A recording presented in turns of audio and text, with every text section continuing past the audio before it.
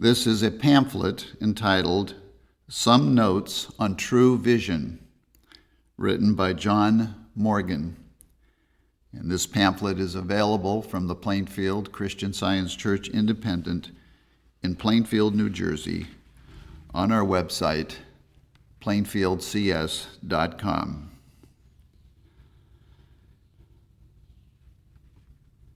Mind is the all-seeing mind, which reveals the infinite and brings the light of intelligence. This is the light that lighteth every man that cometh into the world.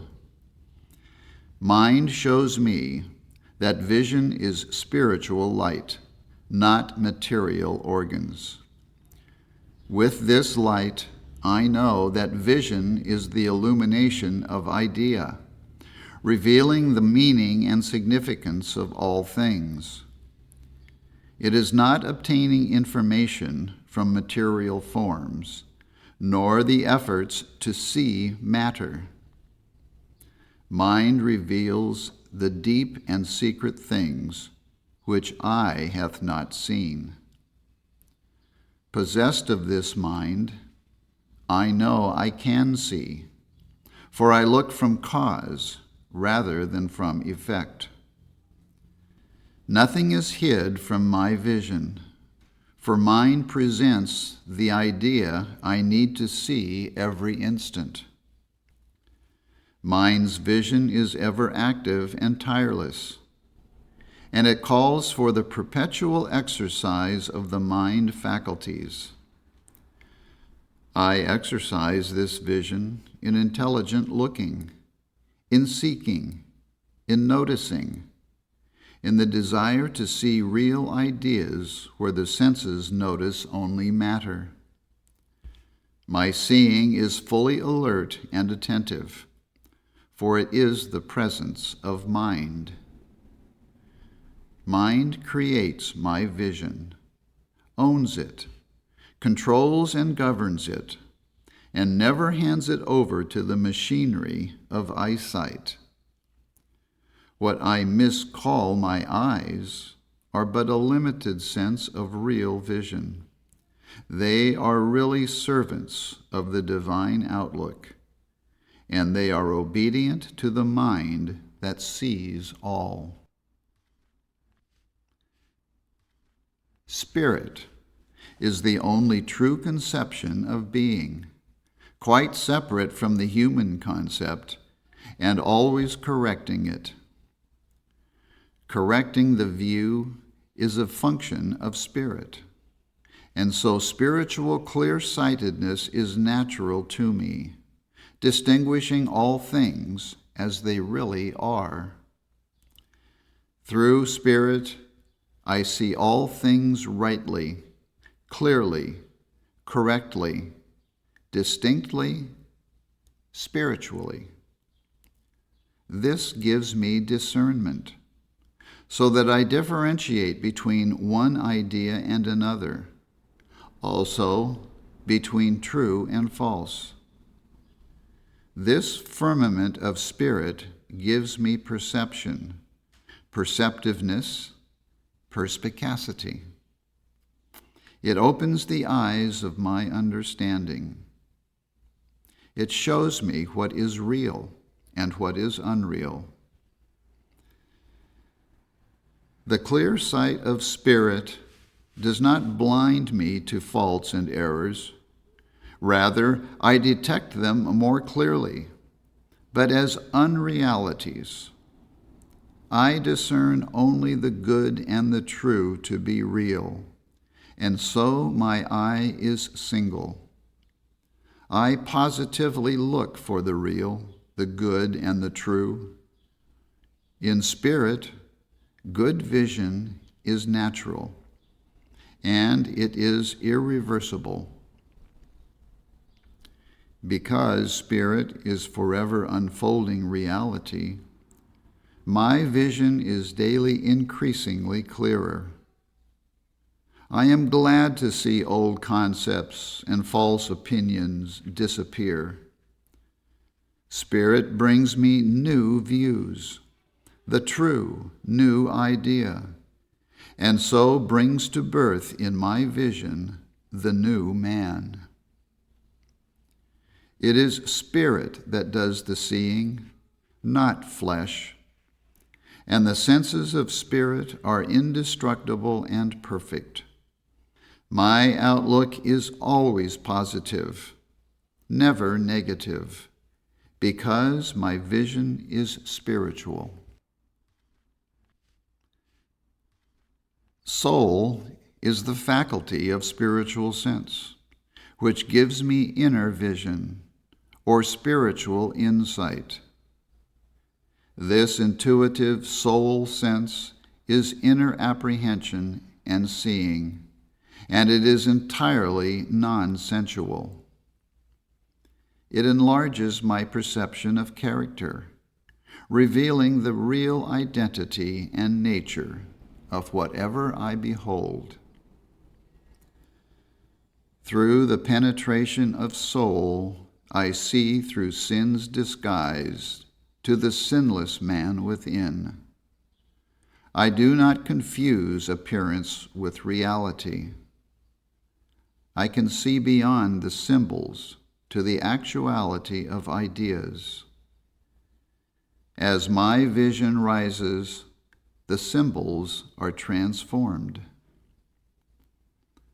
The senses of soul function not through corporeal organs, but through the exercising of spiritual sense, as music is appreciated not through physical sense organs, but through musical sense.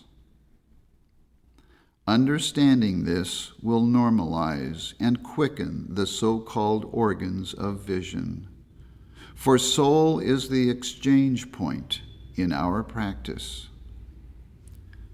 Soul supersedes sense. Therefore, I do not look on anyone sensually, nor do I mistake the outer form for the true identity.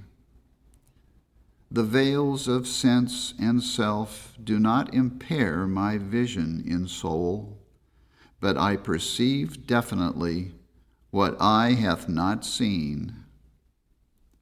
In soul, my vision is never related to the self-centered me, but looks out selflessly as the sun shines. Through the vision of spiritual understanding, I am always translating objects of sense into ideas of soul. I can see with exactitude and instant focus whatever I need to see, because I am identified with perfect vision. The dry land of soul gives me stability, self-assurance, and self-confidence. Therefore I know who I am, and am undisturbed, so that I look out unself-consciously, steadily, and calmly. From my dry land, my vision is unvarying, permanent, free from conflict, and unfettered by mortal belief. My sight is untouched by anxiety or stress, but dwells on God. Soul balances the inner with the outer, the left with the right. Starting with the kingdom within, I can set to work to make this earth our Father's kingdom also. What I behold with the material senses must be brought to coincide with spiritual sense. Spiritual apprehension is my vision. Its practice is my eyesight.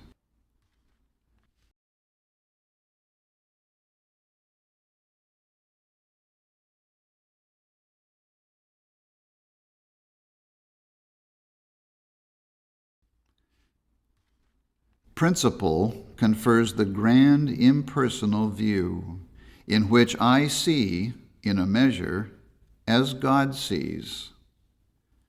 I see everyone impersonally as the perfect idea of the perfect principle. I see man as that which is principled, that which, not he who. I see that every attribute man has is a quality of God, and that without his operative divine principle, man does not exist. I see that neither bad human nor good human is the divine image and likeness, for man is found in his divine principle. No personal sense hides from me the divinity of man. No blind human willfulness prevents me seeing what principle requires of me. My personal judgments and prejudices do not occupy my outlook, and so preclude the detached appraisal that principle gives me. The viewpoint of principle shows me that everything is governed in perfect justice and equity and righteousness. What's right, and not who's right, is the criterion in my eyes. Therefore, I do not look for wrong, and what I see as wrong I detect as an impersonal lie. Because I know that principle is the only I, my sight is not falsified by self-advantage or rivalry or inferiority. I look out from the mount of vision. I love to see right ideas and actions for their own sake.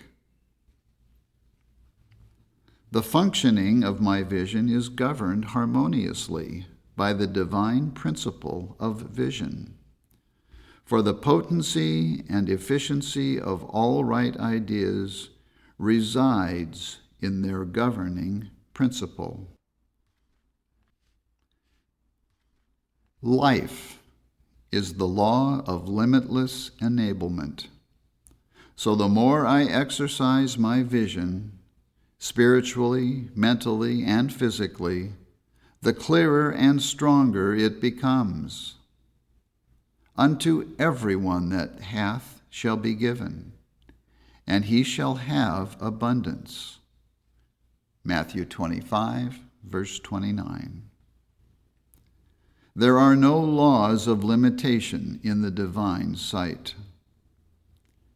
It is no effort for me to see all things easily, as man is the unlabored motion of the divine energy.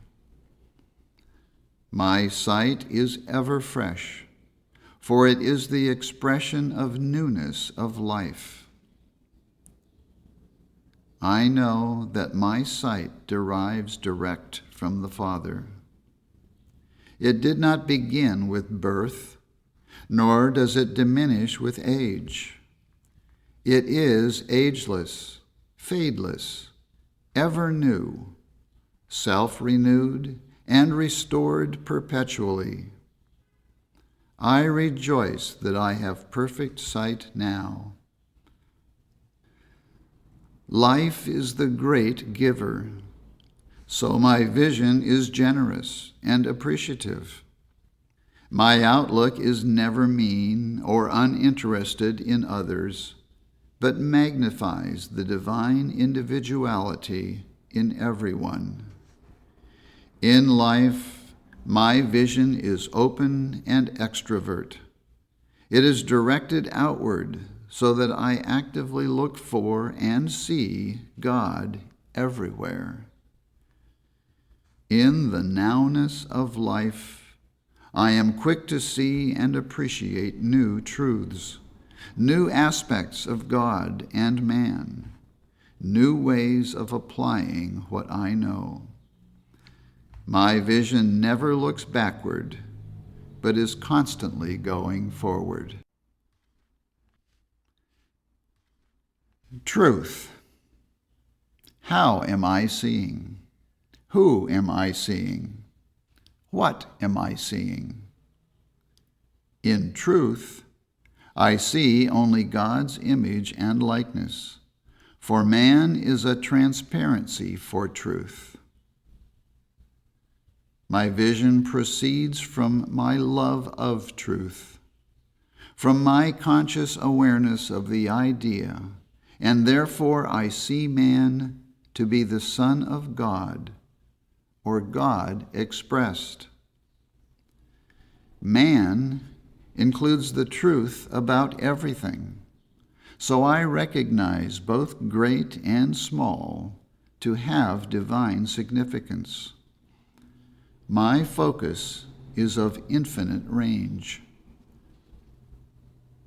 My seeing, being spiritual, always has reference to truth and is attentive to what is true and divine. It is not dissipated in idle curiosity, but is steadfast on all that is of true worth. I see that there is only one man, and therefore I recognize that one man's good is all men's good.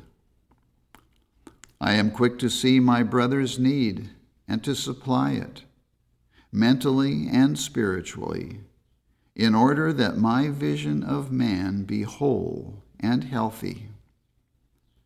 I see man unfallen, upright, godlike. I love to practice seeing the truth, for true vision blesses both the seer and the seen. I judge or criticize no man, but allow truth to deal with error in God's own way. In truth, my manhood comprises both man and woman in perfect balance.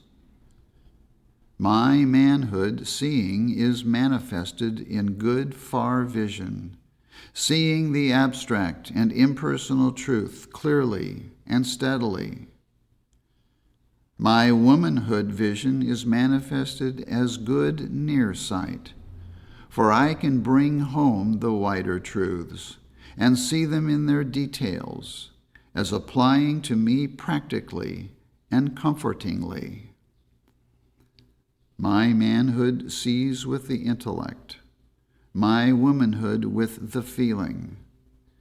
These two viewpoints, eyes, combine as one, for apprehension and comprehension are wedded in me. In the Gospels, every case of healing of the blind is accompanied by a reference to "Thou Son of David." David typified the wedding of manhood and womanhood, the outward seeing and the inner conception. It is this spiritual activity of wedding the human and the divine which is the key of David that opens our vision. In truth, I am son, or derived. Therefore, it is my heritage to enjoy God's vision. No mortal inheritance ever gave it me or could deprive me of it.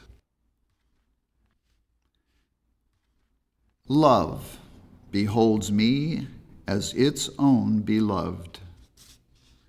The divine mother love conceives me as complete and perfect. I reflect this divine conception and accept it, and so conceive and behold everyone in love. The light of ever-present love illumines the universe. I see that every idea is at rest, never frustrated or thwarted, never tense and so my vision rests in action and is at peace and satisfied. Love's viewpoint confers impartiality, forgiveness, constancy. As Shakespeare has it, love is not love which alters when it alteration finds, or bends with the remover to remove. Oh no, it is an ever-fixed mark that looks on tempests and is never shaken. I look with the eye of spiritual innocency and behold no evil, for we are in the divine presence. I behold man in love and blot out all sense of imperfection, all fear and dislike. I look with the eye of love's benevolence and behold in man all the hues and qualities of God. In this view, there is full recognition of the divine nature. So I look with the eye of gratitude, for the divine glory fills all space. With a grateful outlook, I mother my entire universe and draw into expression the beauty of holiness. I saw the love of God encircling the universe and man, filling all space, and that divine love so permeated my own consciousness that I loved with Christ-like compassion everything I saw. This realization of divine love called into expression the beauty of holiness, the perfection of being which healed and regenerated and saved all who turned to me for help. Attributed to Mrs. Eddy, from General Collectanea, published by Gilbert C. Carpenter, Jr.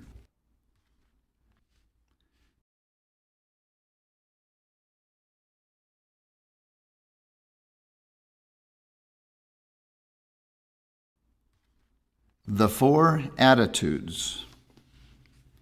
The 7 synonyms furnish the truths about vision, but even more important are the 4 attitudes with which we practice seeing. The 4 standpoints from which we see. The Word is the revelation of truth, and this impels my desire to see and know truth. The Christ is and provides the consciousness of truth, and this is why I find and adopt the truth viewpoint. Christianity demonstrates truth in every sphere, and so I naturally perceive the supremacy of truth. Science interprets truth as God, and so man is seen to be the divine in action.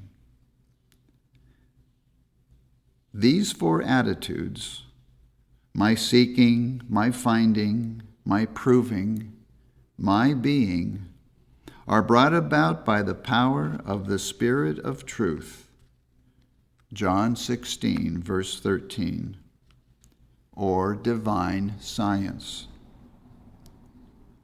Therefore, I see and know that it is Spirit that does the seeing, which is manifested in me unfailingly and eternally.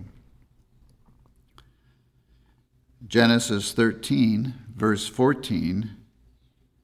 And the Lord said unto Abram, Lift up now thine eyes, and look from the place where thou art northward, and southward, and eastward, and westward. Wherever my consciousness may be, I may look out from there in the 4 viewpoints of the divine compass, or calculus. True vision is spiritual calculation, and spiritual seeing and reasoning normalizes and harmonizes the sight. The Sermon on the Mount on Vision. An illuminating comment on this connection between the divine calculus and true vision is found in the Sermon on the Mount. There, every section having the tone of spirit or of truth, with one exception, has reference to seeing, eyes, or looking. Moreover, all the direct references to vision are found in those sections and nowhere else. In other words, spiritual reckoning is clear spiritual discernment of the facts of being, in truth and in belief, and results in true vision. The Word reveals my path in life, shows me the way I should go, and makes clear every footstep. Therefore, I move forward in light, trusting and confident. I cannot be befogged, uncertain, or anxious, for He knows the way He taketh, and I will walk with Him. Christian Science Hymnal, Hymn 148.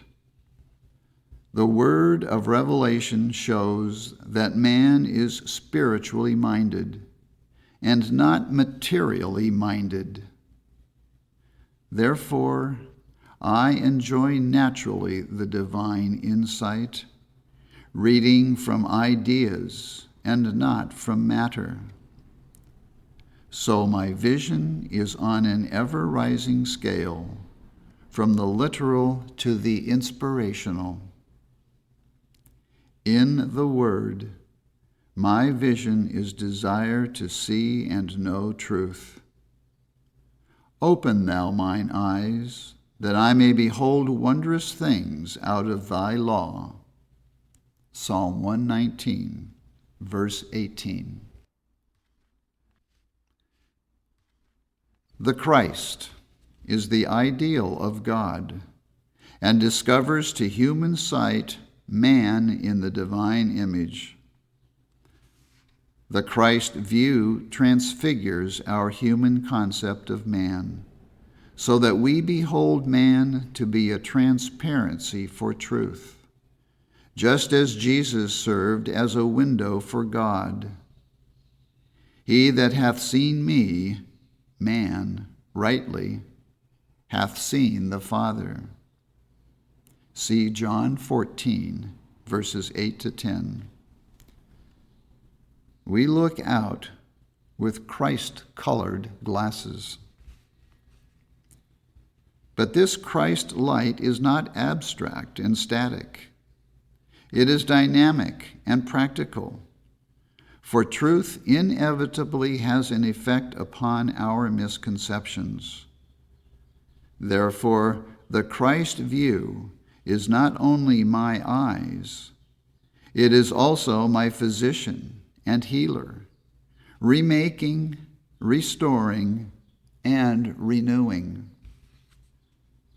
This Christ view translates the infinite to the infinitesimal, so that I see divinity manifested in the smallest details of life. Everything is illuminated and transformed by the Spirit of truth. Christianity is the Christ viewpoint in actual use, the exercising of the mind faculties. See Science and Health, page 487, lines 6 to 9. What I had seen with the inner eye, I now see externalized. I have heard of thee by the hearing of the ear, but now mine eye seeth thee. Job 42, verse 5. In Christianity, I love to exercise every aspect of true vision.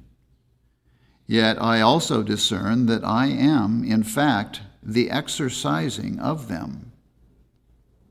These faculties and qualities demonstrate themselves through and as me and everyone, for my seeing is but the reflecting of truth. In Christianity, vision is in relating the inner with the outer. So I am not self-absorbed or immersed in my own affairs, but keenly aware of the interrelationship of all ideas in the one plan.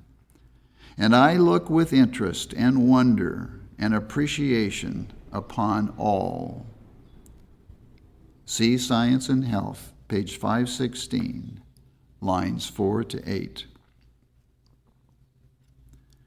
Christianity involves proof of the true and disproof of the untrue. Wherever I look, I am aware that divine love is in operation to heal and regenerate and save. Thus, I am never dismayed by what I see, for I am increasingly aware of the supremacy of truth. Science is the science of being, and the science attitude is living in line with this platform of perfection. My vision dwells in the unchanging facts of celestial goodness. God is of purer eyes than to behold evil, and cannot look on iniquity. See Habakkuk 1, verse 13. God saw everything that he had made, and behold, it was very good. Genesis 1, verse 31. In this science, we discover man in the image and likeness of God. We see that man has never lost his spiritual estate and his eternal harmony. Science and Health, page 548, lines 5 to 8. In the science viewpoint, we exclaim, I see. My thought and outlook coincides with that of principle. I see what is, or rather, I behold it. Jesus beheld in science the perfect man. See Science and Health, page 476, lines 28 to 8. Science is interpretation and furnishes the explanation of all things. All is clear and explained, and there is no problem of being. In my seeing, therefore, there is no strain, no intensity, no forcing to discern spiritual conclusions beyond where my being is. It is divine science that reveals and interprets to me everything I need to see and understand. My vision will indeed penetrate the deep things of God. But this is not intellectual effort. It is natural spiritual sense. See Science and Health, page 258, lines 31 to 1. So my vision, while ever questing, is also ever at peace. Quote, but as it is written, eye hath not seen, nor ear heard, neither have entered into the heart of man the things which God hath prepared for them that love him. But God hath revealed them unto us by his Spirit. For the Spirit searcheth all things, yea, the deep things of God. For what man knoweth the things of a man, save the spirit of man which is in him? Even so, the things of God knoweth no man, but the Spirit of God. End quote. 1 Corinthians 2, verses 9 through 11.